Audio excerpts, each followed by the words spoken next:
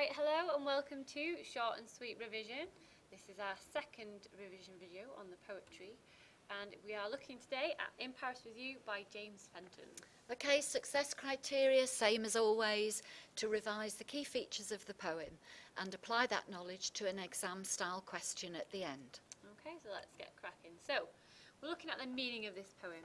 The speaker, so the voice, is in Paris with a new love. So Male speaker. We learn quite quickly that he's obviously been dumped or split up with somebody else, but he's with a new partner on this trip to Paris. So he's been hurt by a previous lover, and he can't talk about love, as our first line says, don't talk to me of love.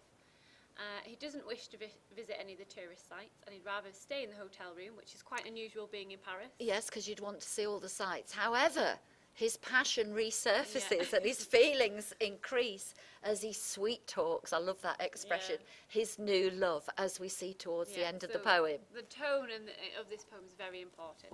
Okay, so let's just get straight into the poem then, shall we?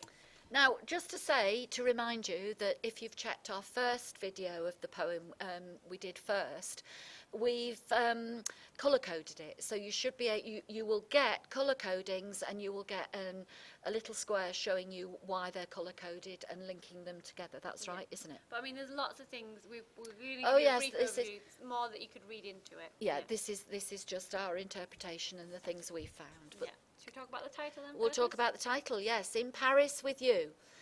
Paris being the city of love. A lot of people go to Paris, and it is a romantic city. So don't talk to me of love, even though he's in this city of love. Yeah. But I think this is really interesting. We've got this title, In Paris With You, so you assume it's going to be this love poem. You do, First line, straight away, don't talk to me of love. Okay, so this opening phrase helps to establish that this is, you know, an anti-love poem. Yes. It's not going to be talking about love. And we get the impression that it's half of a dialogue, so we're guessing it's this man on a bit of a rant, basically. Yes, he does seem to be on a bit of a rant. I love the rhyme, the half rhyme of, sorry, not half rhyme, the internal rhyme of I've had an earful and I get tearful when I've downed a drink or two. So he obviously drinks to drown his sorrows, or it's worse when he drinks. So I always imagine that he's on a drunken rant. Maybe somewhere. Okay.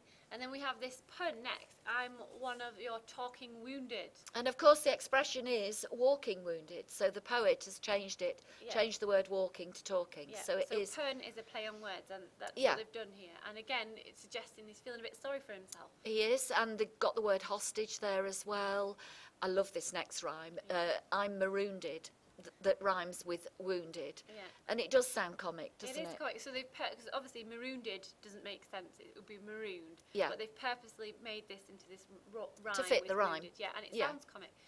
Hostage, as Miss just said, we've got some of these words linked to some war language, almost like because of what's happened between him and his ex-partner. Maybe there is a bit of a bitter war going on, and it definitely sounds. The tone at the beginning is quite bitter, isn't it? It is, And the last line of this first stanza, but I'm in Paris with you, so it links with the title.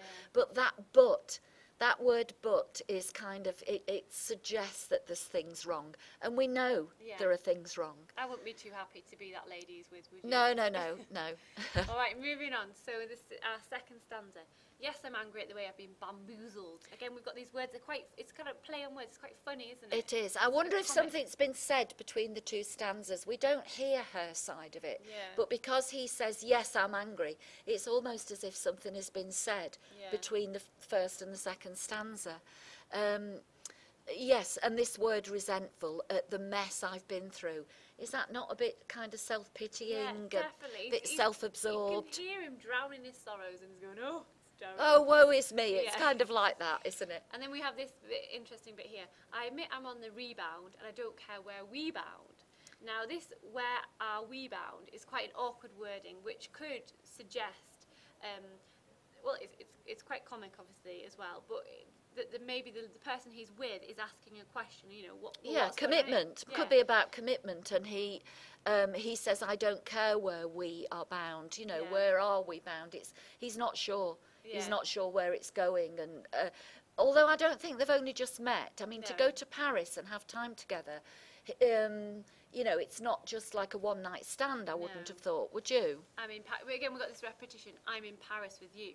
So although he's having this bit of a rant and he's talking about how much he's been hurt, we still have this right at the end bringing us back to the fact that he's in Paris with this person. Yeah, so he realises, doesn't he, that he's Yeah. in the city of love and it should be, you know, he shouldn't be behaving Yeah. like this. And then he gets right fed up, doesn't he, It here does. with it. But again, so this third stanza, really worth noting in terms of the structure, it's indented. That's Okay? right. And it doesn't follow the same rhyme pattern as the other stanzas, which we'll point out to you in a bit later on. But in this one, yeah, do you mind if we do not go to the Louvre, Notre Dame and the Champs-Élysées? These are all places in the city of Paris, and they're very famous, and that's automatically where you'd assume everyone would go to visit. Famous landmarks, yes. I love the way in this stanza that they've that the poet has rhymed Champs-Élysées with the word sleazy, Yeah. and it's very clever. It doesn't quite rhyme, but you know that it's meant to. Yeah. That it's meant to rhyme. Champs-Élysées, Um, Élysées. Also, would you like to say something about the sibilance Yes, sound? sibilant is the repetition of a S or a Z sound, and we can hear it, Champs-Élysées, Sleazy. And the skip, even, you know, you've got say, sod off to sodding, you know, you've got that Yeah. S sound there. The S sound, the sibilance, is used a lot in kind of poems about jealousy Yeah. linked to love, and it's kind of that Adam and Eve snake sound. But I think So- even in this stanza, you can hear him getting angry. Yes, you can. Sod off, sodding Notre Dame. That's right. Yeah, so it's really, you can hear the tone again, he's getting a bit angry at this point. Yeah. Okay, so if we move on to the second half of it, again, still in that third stanza, indented, we've got old hotel room doing this and that to what and whom. This is a bit of a euphemism. He's like suggesting perhaps doing Things things. in the hotel I room. don't know how to Yes, phrase that. okay. Yeah, learning who you are, learning what I am. That's quite an important pair of lines, I think. Learning who you are, learning what I am. So he is self-absorbed, but he perhaps there's a moment of realisation here that he knows where he is, he realises where he is, and he's with a young girl, and perhaps learning about each other. And this process of him talking about being in Paris and not wanting to do this or do this is perhaps showing him he is discovering himself, perhaps. Or maybe because of what he's been through with this other lover, things have come to light about his personality. Himself. And then, of course, in the next stanza, he wants to talk of Paris. So it is like a realisation, isn't it, in a way? Yeah, it's again, this change of tone. But again, it starts with, don't talk to me, love. We've got this repetition of this line right throughout. Don't talk to me of love. These are imperatives. When it says don't talk to me of love, it's like an order. It's called an imperative. And then he wants to talk about Paris. The little bit of Paris, so that in their window of their hotel room, they've got a little tiny view of the Paris skyline, perhaps. Yeah. And then he goes on to all these repetitions of it. I'm in Paris with, and then he starts to talk. This is a change here, and he's coming out of his mood about being. I think he's more focused on the present, the person he's with rather now. than this ex-lover. But this is quite interesting when he's like, there's that crack across the ceiling, and the hotel was appealing. So maybe it could begin suggesting they're up to something else. The fact that he's looking up at the ceiling. It could, but also that word, the line, there's that crack across the ceiling. Of course, there's a crack in his relationship, and there was in the relationship before. So a bit ambiguous with that meaning there. We've also got a rhyme scheme, and this does happen in all the other stanzas apart from that third one. The indented one. Yeah, when we've got this A, B, C, C, B rhyme scheme, you can see that these words rhyme together. Again, the whole thing has a sort of rhythm to it, doesn't it? The whole poem. It does, and I think the indented stanza there does not have the same rhyme scheme because it's a thought process. He's thinking about learning about himself, and he's kind of coming to some realisation, and I think that's why that doesn't have the same structured rhyme scheme, because it's like a thought process that his thoughts are going, all over the place. And you mentioned before, I think that it could be about the fact that he's talking directly to the person he's with. Like more of a conversation style there, rather than his rant that he was on. Yes. Yeah, and then if we look to the last stanza, again we've got this don't talk to me of love. This is emphasised all the way through. We know it's an anti-love poem.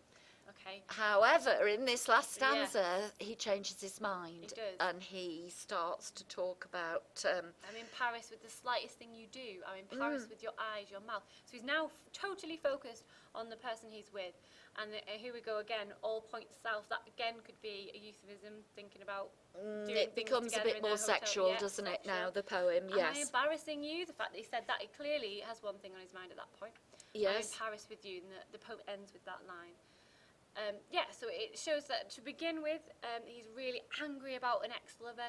It's all about being on the rebound. Yeah, he's a bit resentful Yeah. in the beginning, but then, you know, he realises where he is and what he should be doing. And also, perhaps what he wants. He's got and one what he thing on wants. his mind Yes. towards the end, doesn't he? Yes, of course, I think he has. So it is a humorous poem with humorous language from the beginning to end, really. But, you know, it's in the relationship cluster, so it's... all about the relationship. But the most important thing to consider is the tone. And It how is puts it important across. in this Although one. the whole thing is quite comic, the way the poet has put it all together. Definitely the feelings in this poem are quite strong, aren't they? Yes, but I think they're forgotten when he starts to talk about the physical side Yeah. of things in that Yeah. last stanza. Okay, so we've gone through the poem, and here's a quick summary for you. So we think there are words linked to love and war. So when we talked about being a hostage and wounded, the voice is quite colloquial and humorous, and the tone is peevish and self-pitying. Yep. So structure, we said it had an insistent rhythm, helped along by this rhyme. And again, it's not quite all the way through. No. but It does have some internal rhyme, and it's got a different rhyme pattern for stanza 3. We have the theme and the meaning, love on the rebound, and poems to compare. We thought you could compare to His Coy Mistress, Life is Short, Pursue Your Desires. He certainly starts to do that in the last stanza, although he's a bit wary of it to start with. Hour, about the intensity of new love, and The Farmer's Bride, which is about unrequited love. So you could compare those three with In Paris with You. Yep. And then, as we always do, we're going to leave you with an exam-style question. So it says, compare how the feelings towards another person are presented in the poem In Paris with You and one other poem. Now, we've colour-coded this. Key word is compare, because you do have to choose another poem. How? I always say to my students, it's the how and the why a poet has done something. How have they done it? What poetic techniques have they used? And what are they trying to achieve with it? So they're using certain poetic devices. What are they trying to focus on? Yeah. So it's all about feelings in this one, isn't it? Yeah, so as I always tell mine, is that feelings, okay, so you've got to apply that feelings through language, feelings through structure, feelings through the theme. You've got to apply, because you've got to talk about all these different things, but through feelings. Through the language, linking it to the language, yes. Okay, I think that's it for that one. Yeah, we'll leave you with the C grade criteria as always. But if you do attempt to answer these questions, do let us know, and we'll have a look at your answers if we've got time. Now, some students have asked us about what what grade our videos are aimed at. I mean, you should be aware of the mark scheme now and what constitutes a grade C or a grade B or even a grade A. And if you're not sure, I think I'd suggest asking your teacher. You should know what grade you're working at, and you should have been made aware of what you have to do to improve that grade. Yeah, we pitch these videos sort of, obviously we leave you with the C grade criteria, but everything that we do, you can apply that to a higher level as well. Yeah, you need to show insight for C and above. You really need to develop your answer, not write a lot about everything, but focus and really develop your answers, showing that you have insight and you understand what the poet is trying to do. Yeah, and then explain your interpretations thoroughly. That's right. Okay, well, we'll be trying to get another one. We know the exams are coming up next week. Yeah. Thank you to everybody who's been watching our video channel, and we will be putting more up for you to revise from next week. So we'd like to say good luck to everybody, I think. And don't panic. Don't panic. Okay. If you revise well and know your poems and read them aloud, I always think, because that's a good way of getting the rhythm and getting the rhyme. So we'll be putting another one on next week, won't we? All right then. Okay, bye-bye, Bye. everybody.